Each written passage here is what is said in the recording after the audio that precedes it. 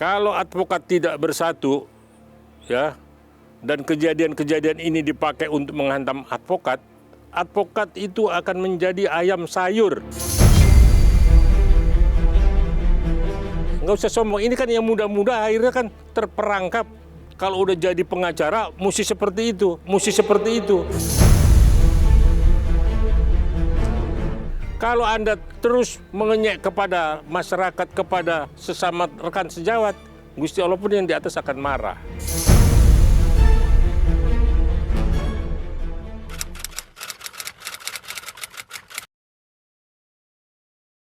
Jadi kalau saya melihat justru bukan soal rasmannya, tetapi forum pengadilannya itu dari sidang terbuka yang sudah beberapa kali dilakukan keterangan saksi, ternyata ketika pada sesi Hotman Paris hari itu, yang awalnya pun ketua majelis sudah mengetuk sidang terbuka untuk umum.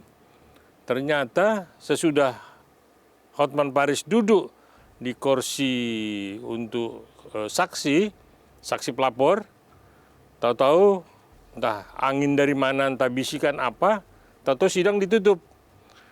Jadi memang kalau Rasman, ini posisi Rasman sebagai terdakwa ya, bukan sebagai pengacara ya, ini mesti kita bedakan. Kalau Rasman protes terhadap sidang tertutup itu, saya pikir itu sah-sah aja ya. Dan memang kita selalu kalau di persidangan itu selalu ada debat ya. Kadang kita keberatan, kadang kita juga nggak setuju dengan pertanyaan jaksa ataupun nggak setuju dengan pertanyaan hakim. Nah, jadi ketika Rasman menyampaikan protes itu, ketua majelis langsung menyatakan bahwa sidang diskors dan ketok palu. Dan ketika Rasman juga belum selesai, saya bukan bela Rasman ya, tetapi kita lihat dulu kedudukan di persidangan. Jadi majelis hakim itu sudah meninggalkan ruang sidang. Nah sebenarnya kan harus dijelaskan dulu kenapa ini harus ditutup, apakah majelis hakim mesti bertanya kepada Rasman, apakah ada nanti slide video porno, apakah ada nanti kekerasan seksual atau apa, mesti ditanya dulu. Ini kan langsung ditutup karena adanya protes dari Rasman. Majelis meninggalkan meja persidangan, Rasman mendekati Hotman Paris. Mendekati itu bukan mau memukul, cuman memang karena badannya gempal dan cara jalannya memang seperti itu, kita mau bilang apa, dia kan tidak bisa lemah gemulai. Dia datangi Hotman Paris.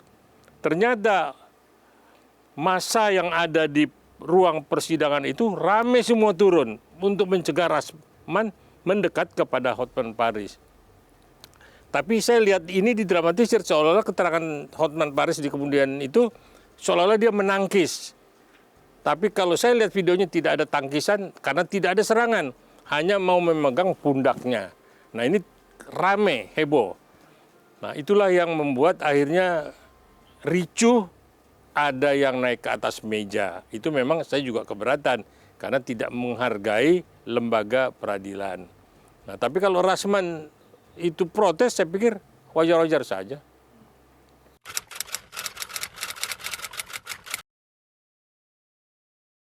Ya itulah yang tadi saya katakan, sebenarnya hakim tidak boleh berlaku seperti itu.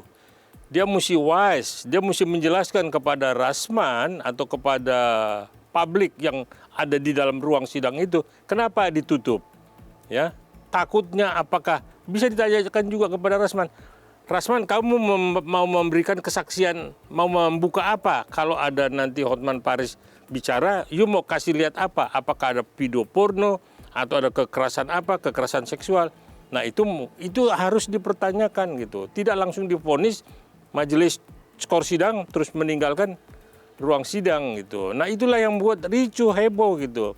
Nah saya nggak ngerti juga, JPU pun juga ikut ricuh juga di situ ya. Jadi kalau mau diambil tindakan dibilang melanggar kode etik atau pidana, tidak hanya Rasman, semua yang ada di situ terkena tindakan karena mereka sendiri yang tidak menghargai persidangan itu. Kalau semua diam-diam juga nggak ada persoalan. Saya pikir kalau Rasman mendekat ke Hotman Paris terus juga tidak dikejar oleh yang lain, mungkin nggak terjadi apa-apa. Nggak mungkin Rasman akan melakukan pemukulan gitu. Karena dia juga tahu ini di persidangan dan tidak mungkin baku hantam gitu. Nah kalau teriak-teriak biasa kita sidang kok secara lantang kita sampaikan kepada majelis ini begini, tidak bisa begini. Itu kita lakukan gitu. Nah ini yang memang jadi seperti ini didramatisir.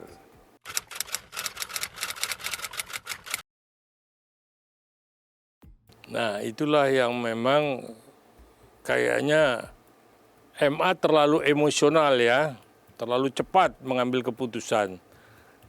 Padahal itu diserahkan juga kepada kelompok organisasinya. Kan kita Peradi banyak nih ya, dan di luar Peradi pun ada organisasi-organisasi advokat lainnya. Aturan itu diserahkan kepada organisasi di mana Rasman berinduk. Di mana si Firdaus berinduk. Jadi tidak langsung hari ini mereka ricuh di pengadilan, tahu-tahu besok pagi sudah dipecat si Firdaus oleh organisasi advokatnya. Artinya ada mekanismenya, kan ada undang-undang advokat yang mengatur apakah memang terpenuhi unsur pelanggaran kode etiknya atau apa, atau bagaimana, tidak menghargainya seperti apa. Dikembalikan dulu ke organisasi mereka berinduk. Tidak langsung mencabut basnya dan membekukan basnya. Bas itu adalah berita acara sumpah. Dia bersumpah itu bukan kepada ketua pengadilan, bukan kepada ketua mahkamah. Dia bersumpah kepada Tuhan bahwa dia akan melakukan kebenaran untuk yang benar. Jadi tidak dia berjanji kepada ketua Mahkamah Agung, kepada ketua pengadilan tinggi atau ketua PN bahwa dia tidak akan melakukan hal-hal yang tidak terpuji. Tetapi dia berjanji kepada yang di atas Gusti Allah bahwa dia akan melakukan hal-hal yang patut dilakukan untuk tidak kena dosa. Saya pikir itu inti dari BAS. BAS itu cuman pengadilan tinggi mencatat bahwa dia sudah melakukan sumpah kepada Gusti Allah, bahwa sumpahnya itu dicatat di dalam berita acara atau di dalam administrasi. Jadi sifatnya administrasi itu yang diberikan kepada seseorang yang sudah disumpah sebagai advokat, dan arsipnya ditaruh di pengadilan tinggi. Jadi ini semua udah, kalau saya bilang ricuh gitu ya, harus memang undang-undang advokat dibenahi kembali, ya, undang-undang advokat tahun 2003 itu, dan memang ya ini kan karena kita bukan single bar, jadi kode etik yang dibuat oleh undang-undang advokat itu tidak kepake di organisasi advokat lainnya. Hotman Paris sendiri dia sudah pernah kena teguran dan pernah diskors ya oleh Pradi Oto ya. Kebetulan sama-sama saya di Pradi Oto ya. Dia sudah diskors ya. Sebelum diskors dia sudah dapat bocoran, dia pindah ke Pradi lain. Artinya inilah yang memang kode etik itu tidak mengejar dan tidak mengikat seluruh advokat yang ada di undang-undang advokat itu.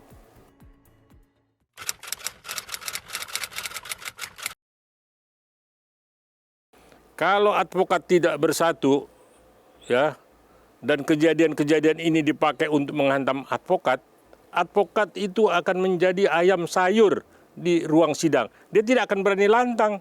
Dia selalu ikut bagaimana apa yang ditanya oleh hakim, apa yang ditanya oleh jaksa, dia pasti ikutin dan tidak berani melawan. Nah, advokat ini kan sama kedudukannya dengan kepolisian, dengan kejaksaan, dengan hakim dalam penegakan hukum. Nah, cuman advokat inilah yang memang secara independen dia melakukan pembelaan-pembelaan kepada orang-orang yang memang tertindas ataupun orang-orang yang memang dianggap melanggar hukum. Nah, kalau udah seperti itu, dikit-dikit dicabut basnya, dikit-dikit dibekukan, dikit-dikit diskors. Ini tidak baik, ya. Tidak baik untuk seluruh advokat di Indonesia. Ini yang muda-muda juga mesti belajar dari sini, ya, supaya tidak terperangkap, ya. Maka advokat itu punya integritas, ya, punya keberanian untuk menyampaikan, untuk menyatakan yang benar itu benar, sekalipun ya mungkin kita tidak menghargai oknum-oknum hakim ya yang pada nakal ya. Karena kan dari bukan hanya Jarod Rikar kemarin, bukan hanya istri Ketua PN Surabaya yang ketangkap di Palembang, bukan hanya itu yang dalam Fortunernya ada 21 miliar rupiah. Nah, bukan itu, kita jadi jangan memang akhirnya membenci sama semua hakim. Tidak, itu oknum. Kita tetap menghormati lembaga peradilan, tetap kita menjunjung tinggi peradilan itu, bahwa peradilan itu adalah bersih dan disitulah tempat mencari keadilan. Tapi kalau udah benteng keadilan morat-marit dihancurkan oleh oknum, nah ini yang kadang advokat juga tidak menghargai gitu. Tapi kalau kemarin yang Rasman itu saya pikir wajar-wajar aja dia protes, ya. Nah mungkin karena terbawa emosinya ya, karena kalau dia tidak protes, saya yakin ya dia akan dipenjara dalam kasus pencemaran nama baik.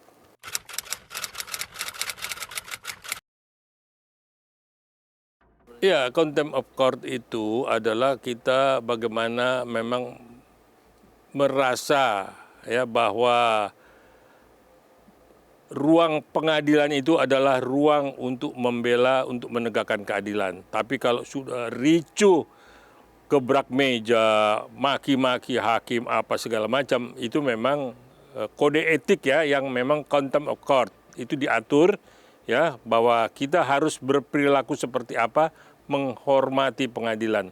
Tetapi kalau majelis hakim sudah tidak memberikan kenyamanan kepada seseorang yang dituduh, yang dia terdakwa loh, si Rasman ini bukan saksi, terdakwa. Kalau dia tidak protes ya, dia akan masuk bui dan dia akan dihukum. Padahal belum masuk sesi pembuktian, artinya Hotman Paris seperti apa, Rasman itu seperti apa. Kan ini hanya pencemaran nama baik. Artinya bukan ada kekerasan seksual, tidak. Pencemaran nama baik. Mungkin Rasman akan membeberkan, tapi tidak dalam bentuk slide. Ya. Semua orang boleh dengar. Semua tahu kok siapa si Hotman Paris. Tiap hari ganti perempuan. Ya. Itu juga tidak mendidik untuk pengacara-pengacara muda ya. Menunjukkan kekayaannya.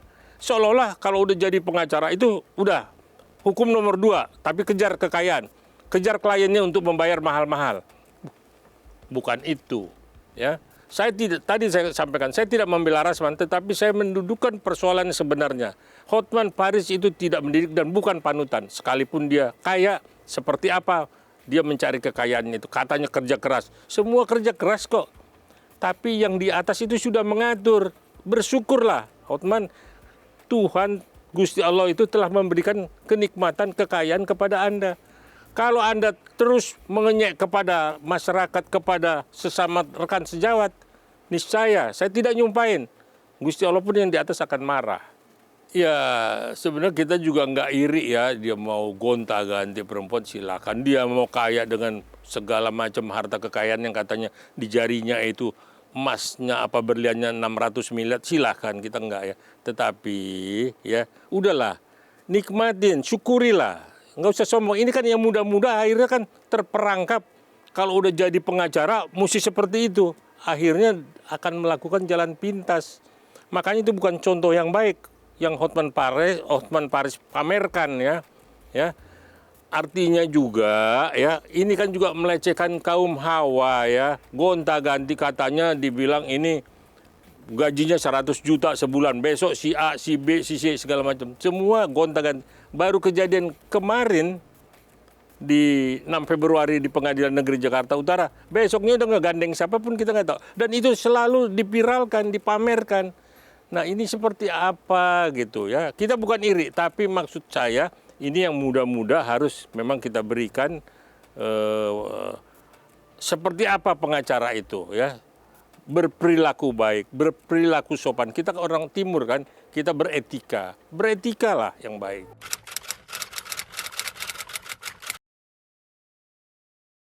Ya, dulu saya pikir ini cuma naikin rating ya.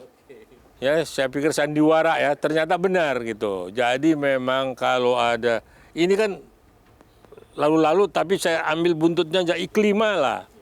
Iklima tempo hari dengan Hotman Paris ya. Begitu dekat, artinya sebagai kuasa hukum ya. begitu dekat ya, begitu akrab. Ternyata seperti apa iklimah loncat dari Hotman Paris ke Rasman. Rasman jadi kuasa hukum. Terjadilah tukar cerita bahwa si Iklimah ini dibagaimanakan di Hotman Paris, terus di Rasman ditampung mau dijadikan apa. Itulah awal dari akhirnya karena begitu dekat Iklimah kepada Rasman, ya sesudah loncat dari Hotman Paris, Rasman punya modal lah untuk membuka aibnya Hotman Paris. Inilah yang akhirnya sempat muncul di media, muncul di medsos. Itulah yang akhirnya Rasman dilaporkan pencemaran nama baik. Nggak benar apa yang Rasman bilang. Nah, itu dilaporkan ke Polda Metro. Itulah jadi polemik awalnya. Buntutnya lagi Iklimah cerita kalau dia tidak menandatangani surat kuasa kepada Rasman. Wah, Rasman juga goyang kan karena dia sudah memang pertama dia sudah menerima kuasa dan dia sudah dekat, entah dijanjiin apapun saya nggak tahu.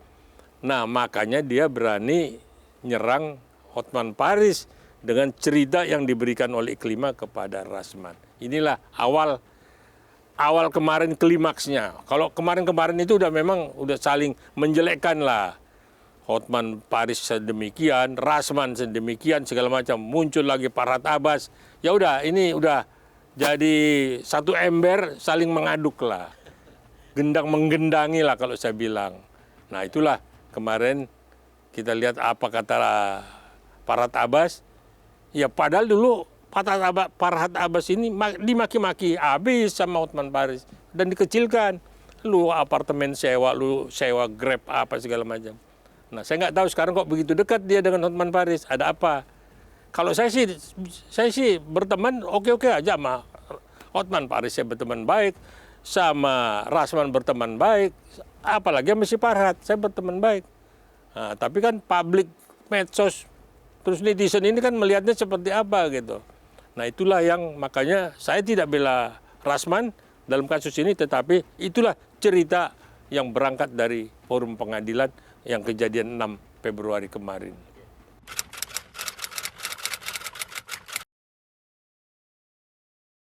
Ya, saya pikir kembali lagi kepada induk organisasi advokatnya. Ya, semua harus memang bagaimana kepada anggota advokatnya ya, karena mereka bernaung di induk organisasi advokat, ya itu mendapat penyuluhan ya, mendapat masukan supaya advokat itu seperti apa ya. Untuk mendapatkan klien itu kan kepercayaan, trust yang pertama kita dudukkan kan, baru klien itu datang kepada kita. Nah, tapi kalau udah ricu kayak begini, seolah-olah dengan ricunya ini klien akan datang, enggak juga. Jadi yang pertama yang muda-muda inilah yang memang harus melihat senior-seniornya ini bagaimana. Kalau yang nakal jangan dicontoh, kalau yang rusuh jangan dicontoh. Ya, biar banyak advokat yang baik dan 90% advokat masih baik-baik kok ya. Semua masih pada di jalurnya ya, sesuai dengan undang-undang advokat. Jadi saya pikir mari kita bersatu supaya kita di depan ataupun sesama penegak hukum kita dihargai sebagai advokat yang berintegritas.